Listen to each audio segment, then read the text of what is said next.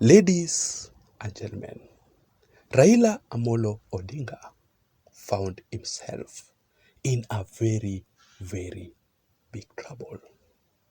And the truth of the matter, just like we have been always saying in this channel, as part of Raila Odinga's political strategy, for quite a very, very long period of time, Raila has always been using his supporters across the country, together with his close allies, especially in the same coalition, through demonstrations, through the street protests for his own political interests.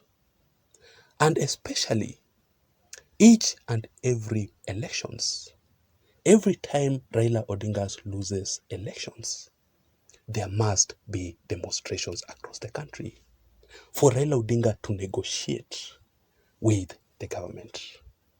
Let me refer to you a quick post from David D's X account. He posted and he said this: Raila Odinga's all powers, Raila Odinga's all wealth derives from the control of his troops, whereby Raila Odinga says left, they go left. When Raila Odinga says right, they go right. When Raila Odinga says start, they start. When Raila Odinga says stop, they must stop. And once Raila Odinga achieves his political objectives, once Raila Odinga is sorted, well sorted by the government, Raila Odinga does three things. First of all, Raila Amolo Odinga calls off all the demonstrations across the country. Number two, Raila Amolo Odinga agrees to dialogue with the government. Number three, Raila Amolo Odinga secretly abandons, betrays his supporters across the country, together with his leaders in the coalition. And that is why, that simply explains how the CORD coalition collapsed, how the NASA coalition also collapsed.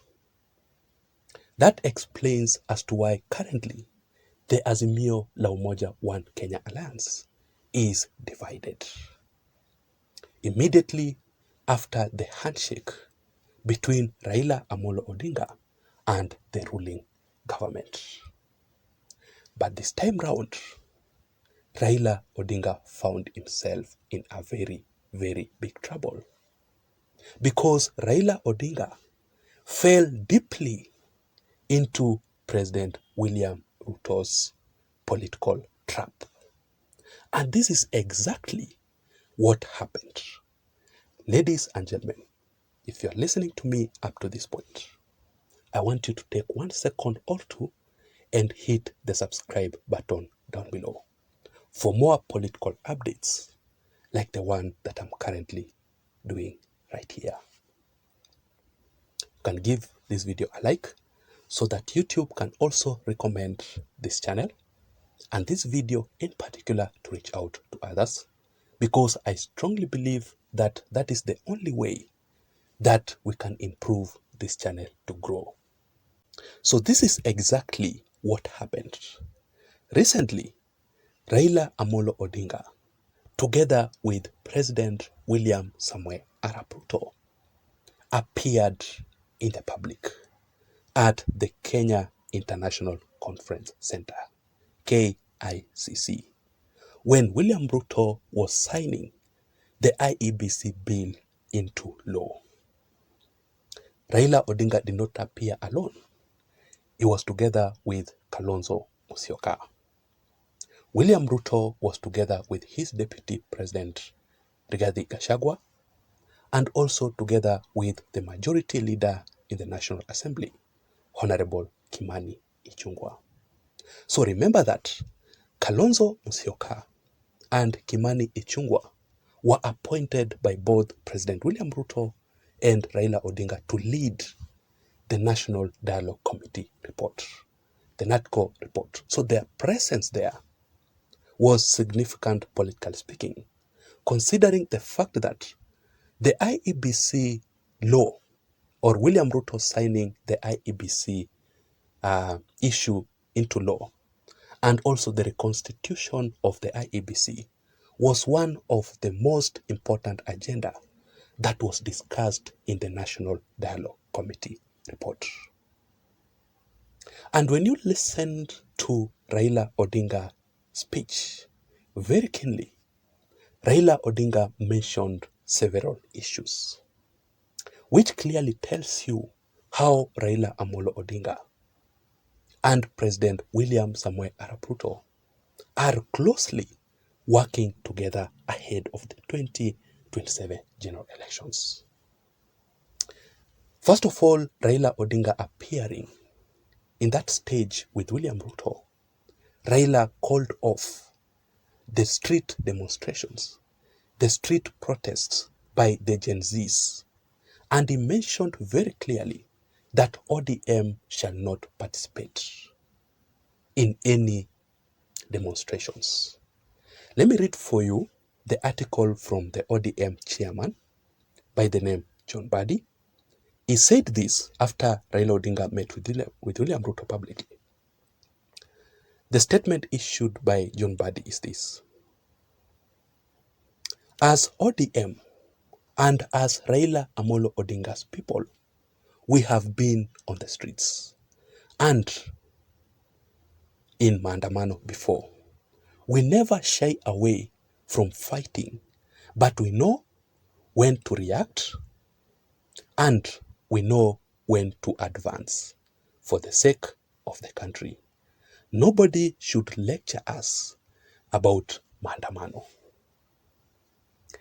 Another thing that Raila Odinga mentioned in his speech, he agreed to dialogue with President William Samoei Arap Ruto. And today in the morning, the ODM committee also met to assure Kenyans that Raila Odinga is in a dialogue with William Samoei Arap Ruto. This is an article or a statement released by ODM today. Let me just read for you a section, just a part of this letter from ODM. It says, the Central Management Committee of ODM has met this morning to review the current affairs of the country. We stand ready to support the country come up with measures that restore lasting peace and stability. As a party, we shall not fear to engage with the country. And when we do, we shall not do that in fear. So I want you to go into the ODM social accounts, so that maybe X account or Facebook account, you can retrieve that letter from ODM, then try to read it, all of them, so that you can understand what I'm trying to talk about here. Also, Raila Amolo Odinga agreed to a secret handshake with President William Samoei Arap Ruto. And it was also explained very well in the Nation newspaper, Media Online. Let me read for you the headline, which says, inside President William Ruto and Raila Odinga's handshake deal that has split with AZIMIO. So this is exactly where Raila Odinga's trouble begins. Number one, after Raila Odinga's speech, Raila Odinga annoyed very many Kenyans. Raila Amolo Odinga annoyed majority of his supporters. So the first issue here is Raila Odinga fallout with his AZIMIO leaders. Kalonzo Musyoka, Martha Karua, Eugene Wamalwa, and the rest. And that simply explains to you as to why currently AZIMIO One Kenya Alliance is divided deeply. This is what Martha Karua said. Dialogue can only be meaningful if the players have good faith and are guided by the interest of the people. This is a trap, period. So, Martha Karua will not participate in any dialogue between Raila Odinga and William Ruto. Eugene Wamalwa said this, I am not boarding. Kalonzo Musyoka said this. Kenyans want action, not dialogue. I will tell Raila Amolo Odinga the same when we meet. As Azimio la Umoja One Kenya Alliance, we cannot be seen sanitizing this William Ruto's regime. Right? Another thing, Raila Odinga is in a very, very big trouble with the Gen Zs who are demonstrating. You know, the Gen Zs, majority of them are also part of Raila Odinga's supporters. Right? So they did not agree with Raila Amolo Odinga. This is what this article says. Raila aogopa salamu za Gen Z, whereby after pressure from the Gen Z who threatened to greet Raila Amolo Odinga, and you know when I talk about greeting, right? It is not the handshake. It is not something good. When the Gen Zs decide to come to greet you, I swear you will not like it. Ask the MPs and some leaders who have been the casualties of the Gen Zs. So, Raila Odinga made a sudden U-turn after meeting with William Ruto and Raila Odinga at the KICC. And the statement that Raila Odinga posted on his Facebook account is this: I have been told that Kenyans don't want handshake. I have gotten the message. Then he posted the particular photo there. I don't know what you think. Do you think that Raila Odinga should proceed working with William Ruto ahead of the 2027 general elections? Or will this issue bring Raila Odinga more troubles? I want to know your thoughts. I want to know your opinions in the comment section down below. But most importantly, please don't forget to subscribe to this channel for more political updates like this one. Let me see you again in my next video analysis. Remember, my name is Jason. Bye-bye and have a good night. Thank you. See you.